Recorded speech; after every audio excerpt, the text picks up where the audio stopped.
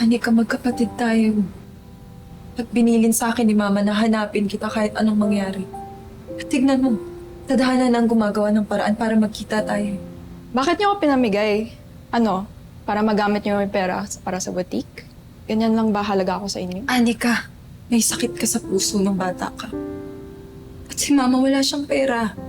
At yung papa mo maagang namatay sa accident. Kaya hindi alam ng mama natin kung saan siya kukuha ng pera para pa-operahan ka. Kaya nung may nag-offer na ampunin ka at dalhin ka sa abroad, tinanggap niya yun. Kahit mawalay ka pa sa amin. Hindi ko yun ang totoo. Mahal na mahal ka ni Mama. Mahal na mahal kita. Lagi kong iniisip noon na sana magkita tayo ulit. Naiintindihan ko, mahirap tanggapin lahat ngayon. Sana dumating yung panahon na magtanggap mo rin. Sana.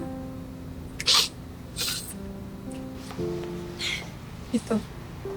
Yun yung mama natin. Kunti siya niyan. Pinasal sila ng papa mo. Alam mo, swerte mo ka eh.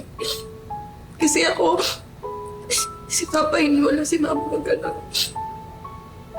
Alam mo, Anika, nakita ko kung paano minahal ng Papa mo Mama natin.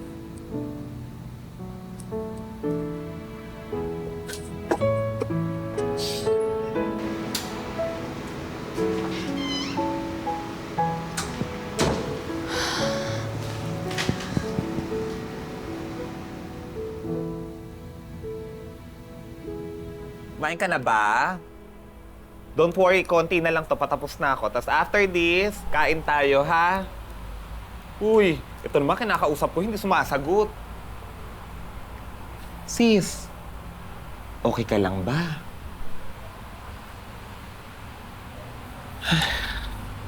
O bakit? Anong naging usapan nyo kanina? Kumusta?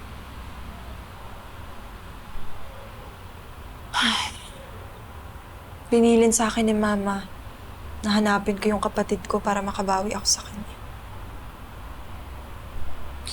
Pero wala. Ayaw niya akong tanggapin. O di yun ang gawin mo. Bumawi ka sa kanya. At huwag mong titigilan hanggat hindi mo nakukuha ang loob niya. Diba?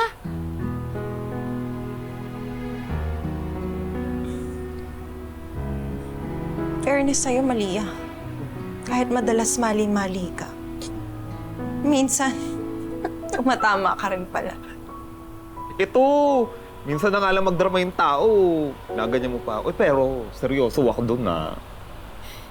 Alam mo yung design ng gown ni Anika? Siya yung gumawa nun. Talaga?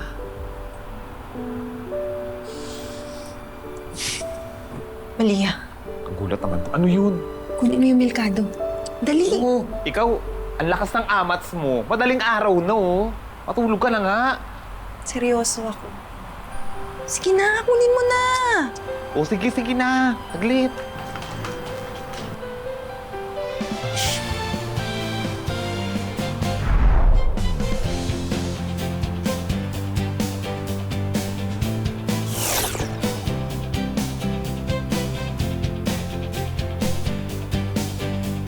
O sis, eto na.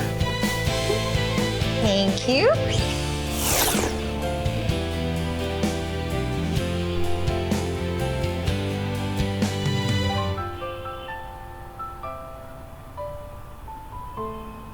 Oh my God! Sis, look.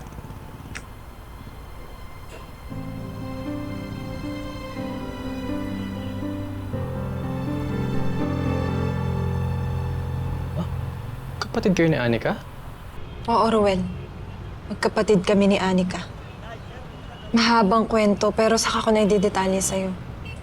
Kaya kita gustong makausap. Kasi alam ko na yung tungkol sa paghihiwalay ninyo. Ruel, hindi mo na ba siya mahal? Pasensya na, Elena. Hindi ko lang talaga kaya yung mga ginagawa niya. Hindi ko kayang habang buhay niyang kokontrol yung mga kilos ko. Naiintindihan kita, Ruel. Siguro nga, spoiled masyado si Anika nung mga umampun sa kanya. Kaya may kasalanan din kami sa kung ano man yung nangyayari sa inyo. Pero hindi mo na ba siya mahal, Ruel? Mahal pa rin. Mahal na mahal. Pero minsan napapagod din ako dahil lagi kami magkaaway. Mahal ko pa rin yun. Ruel, ang away na aayos. Ang pagod na papawi. Pero yung pagmamahal, kapag totoo, hindi mo yan matatakasan.